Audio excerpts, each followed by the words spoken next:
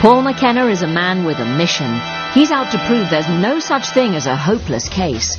Often going against perceived medical wisdom, Paul believes that the mind has a limitless capacity to reprogram itself. In short, he believes he can change your life. You've got to reprogram your mind. Tonight, he treats Celia, a former doctor who spent £100,000 on therapy trying to cure her needle phobia. I was now putting patients' lives at risk. He takes on a challenging case of Tourette syndrome in Matthew. And can he cure Lizzie, who 2 years on still thinks about her ex-lover every 2 minutes? I want to be set free from thinking about this man. I'm obsessed by him.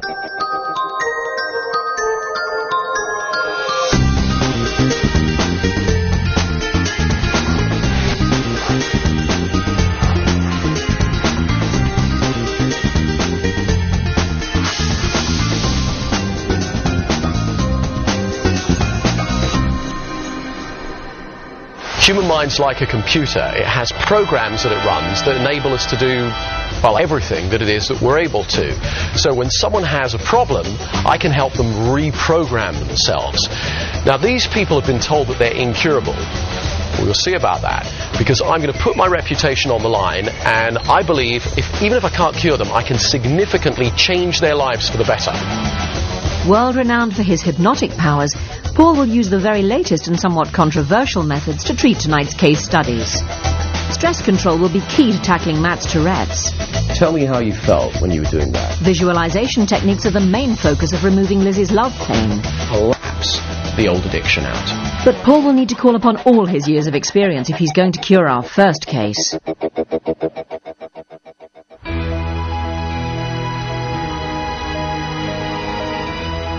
Celia Batley lives in South London.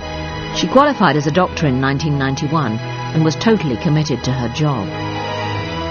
Initially the hours were horrendous. I remember 1 week I worked 140 hours. You got the feeling with Celia that she was doing medicine for the right reasons. She really enjoyed doing it, she really enjoyed helping people, and she was very ambitious with it as well. She had a great career ahead of her. And we have to bear in mind that somebody who then loses that loses an enormous amount. But then Celia's life changed forever.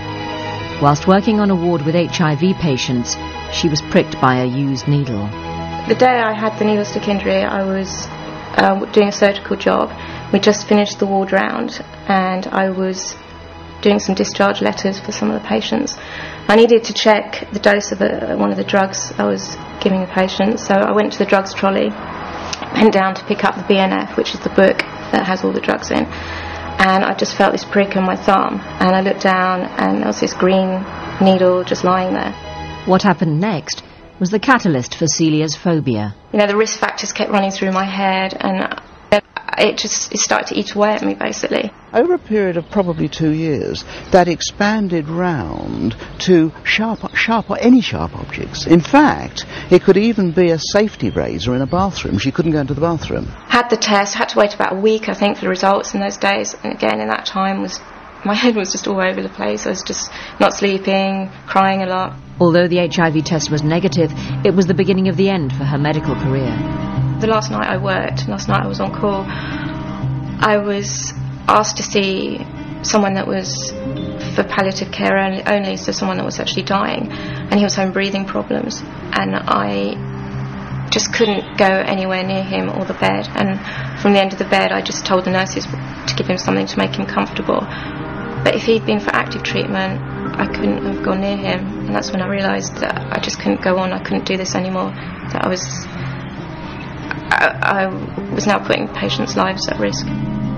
With Celia's career in ruins, the British Medical Association sued the hospital on her behalf.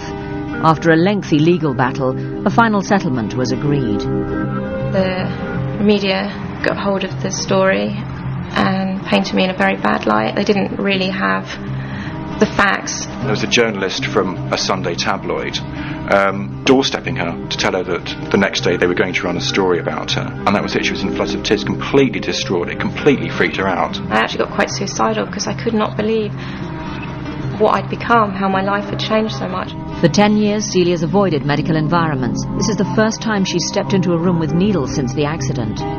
Straight away I just see that there's a sharp spin, so I assume that blood has been taken in here, so I automatically assume that there are needles, so I've not been disposed of correctly, so I'm feeling anxious, and to be honest I don't want to walk any further into the room. I don't actually think about dying, or it's not that sort of, it's not like, it's just that I'm suddenly going to get HIV, and that's such an awful thing. I can't accept the fact that today the treatments are very good and your life expectancy is still very good. I just have this fear I can't catch it. I would force myself to go to work, but then I would just rush back home, so I stopped going. I was going out less and less socially. For a time she was living in a flat in South London and not venturing outside of the room. She eventually, for a couple of years of her life, effectively became a recluse. The knock-on effect that it had was that, as you know, she could no longer practice medicine. It became impractical for her to go into work. And so at a stroke, her life plan had suddenly changed. Everything she'd wanted to do, everything she'd wanted to be, was suddenly taken away from her. I had a hell of a lot of treatment at the Priory Hospital, and since then I've had huge amounts of behavioural therapy and psychotherapy, and it has helped a bit, but the phobia is still there. £100,000 of different therapies means Celia can now at least leave her house, but still, every day her life is blighted by irrational fears. It's just really hard for me. It makes me feel really uncomfortable. I just want to run away. If I tread on a twig or something, I automatically think that I've trodden on a needle. I haven't really moved on in my life. Everywhere I go, it's very much in my mind, and it really holds me back. I mean, there are certain places I just will not go near. I hate going up to central London.